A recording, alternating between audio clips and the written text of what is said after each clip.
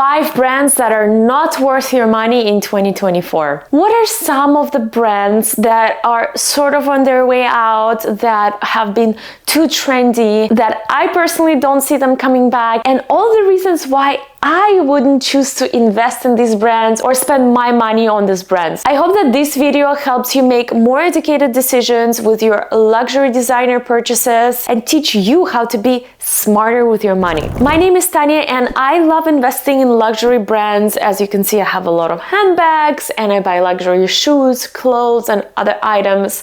And these are 5 brands that I would definitely not spend my money on this year. Let's go. And if you're interested in brands that I personally am buying and investing and spending my hard-earned money on, subscribe to my channel. I make brand reviews all the time, and definitely follow me on Instagram, because not only I talk about the brands that I like on my Instagram, I also post a lot of links and in general help you save money on luxury designer purchases with good sales and other tips and tricks. Let's get back to the list of 5 brands that I would not choose to spend my money on this year and why. Number 1, starting strong with Balenciaga. Balenciaga had a huge scandal last year and so many people chose to not buy Balenciaga.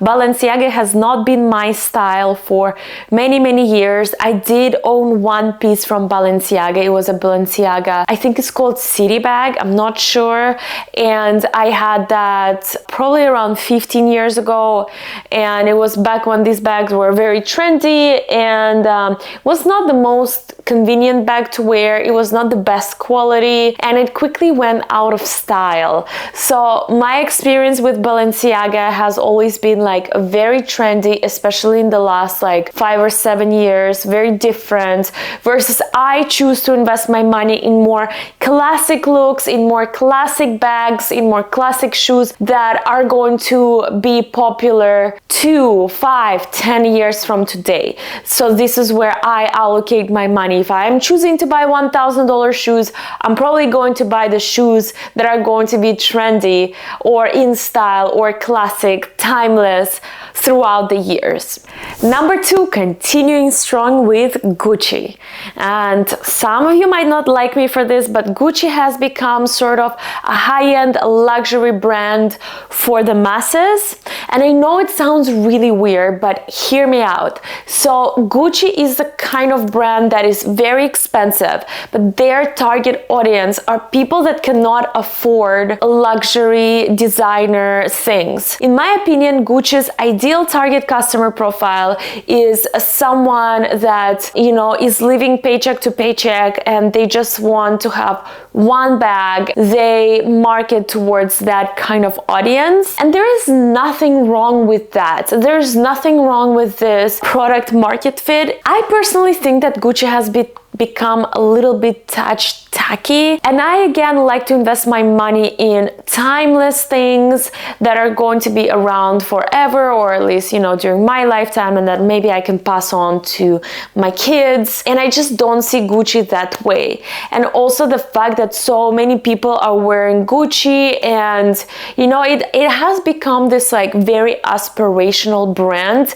and I'm just not in that place of my life. I did own a few Gucci things in the past. I owned Gucci bags, I owned a lot of Gucci shoes, and I just feel like I am not really called to buy the brand anymore. And I want to make it very clear, there's nothing wrong with buying Gucci. It just depends what kind of message you want to send and if this is the kind of brand that you want to invest in. And if Gucci calls to you, then by all means buy Gucci. It's just not something that I'm going to allocate my money in 2024. Number 3, Versace. I am not a big fan of Versace designs. I think that they are very hot and trendy when they are, and then when they die off. For example, a few years ago, these really high Versace, I think they're called Medusa sandals, became such a hit. Everybody was wearing trendy. The trend lasted for 1 year. The shoes were $1,500. $1,500. It's insane. And now you can find these shoes for like $300 on My Teresa and Net-a-Porter, and nobody's buying them because they were a very fast trend that is over. I'm so glad that I did not buy these shoes. Well, for once, they were at a significant risk of a neck injury because, I mean, these shoes were like really, really high, really tall. I don't wear this kind of high heels. Correction, I do have something close to that height, but they are by Louboutin and they're a little bit different styles. And two, I'm glad I did not, because for me, it would be $1,500 wasted. So this is just one example of how I see Versace and why I would not be allocating money to Versace, because of very fast trends that come and go, and also the designs are not really speaking to me. Like, again, I mentioned I'm more about timeless, classic, and versus Versace is like taking risk and daring and maximalism. I am not that. Number 4, Burberry. And this is a little bit controversial because Burberry can be a classic and timeless brand, and they do have some classic models that are going to be popular 10, 20, 30 years from now, because Burberry has the reputation of a classic British designer, you know, with their trench coats and the classic plaid. The reason why I'm no longer investing in Burberry is something that's close to my heart. Like, Burberry was my very first designer brand that I was absolutely obsessed with. I was 16, 17 years old and I bought probably half of Burberry. I owned a few Burberry coats. I still have them and they're still perfect, intact, amazing condition, because back then they were amazing quality. The trench coat, all of the vests, and you know, the light parkas that they had, like all of the Burberry jackets. I had Burberry bags, multiple. I had Burberry shoes, multiple, jeans, shirts, gloves, scarves, absolutely, like belts, like everything. Like, my favorite brand was Burberry. I lived Burberry, and I still have a lot of these Burberry things, and the quality is still amazing. They are holding on, and I can comfortably say that the quality that I was buying back in 2008, 2007, 2009, the quality was there. And now whenever I walk into Burberry, I can immediately see that the quality has just decreased so much, and that hurts me a little bit, because I know like that they used to have the best wool, the best cashmere, you know, the best of the best, and it was really high quality things. And now, while they do still have some classic designs, their main focus is being like very trendy, sort of following Balenciaga's footsteps. I see a lot of like Balenciaga, but just with plaid in Burberry, and to me feels like kind of a little bit of a betrayal from the classic stance that they took, you know, 10, 15 years ago.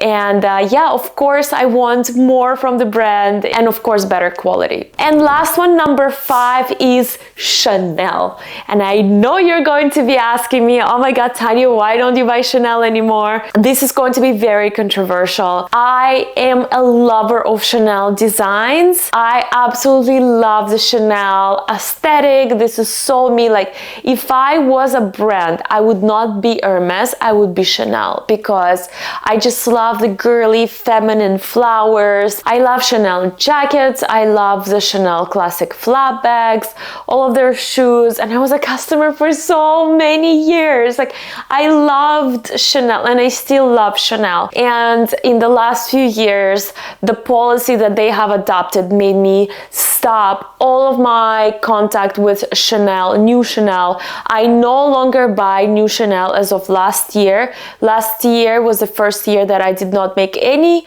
purchases in Chanel in 2023, new Chanel, because the prices are hiking like crazy. The prices are so high. Some bags cost more than Hermes. The quality is really down. Like, I think that Pauline bags have better quality than Chanel. And the last few Chanel flaps that I saw in the store, like honestly, they made me want to cry. I have never bought like vintage bags. I have never bought on resale, but because I love Chanel so much and the quality is so bad, I ended up investing in vintage Chanel, you know, circa 2000, and that was like super soft, buttery leather versus, you know, when you touch the lambskin at the store now, it sort of feels like a cheese grater. You know, the leather is so rough. Like, yeah, like you could grate cheese on your Chanel bags. And it's not how it was before. Before it was like touching butter, like so smooth and nice, and they had real gold hardware, and the bags were just like perfection. They were made to perfection, and they are very far from perfection now. So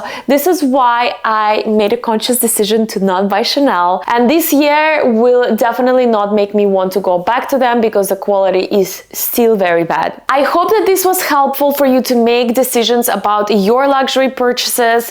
Let me know in the comments which brands are you not buying, and let me know if you want a part 2 because I've got a lot more to say. And don't forget to subscribe to my channel for more brand reviews, for you to shop smart and invest in high quality pieces that you're not going to lose money on. And again, follow me on Instagram for all of the major sales that are happening that I think are a good deal, because we are buying luxury goods in a smart way and we're not wasteful with our money. As always, with love.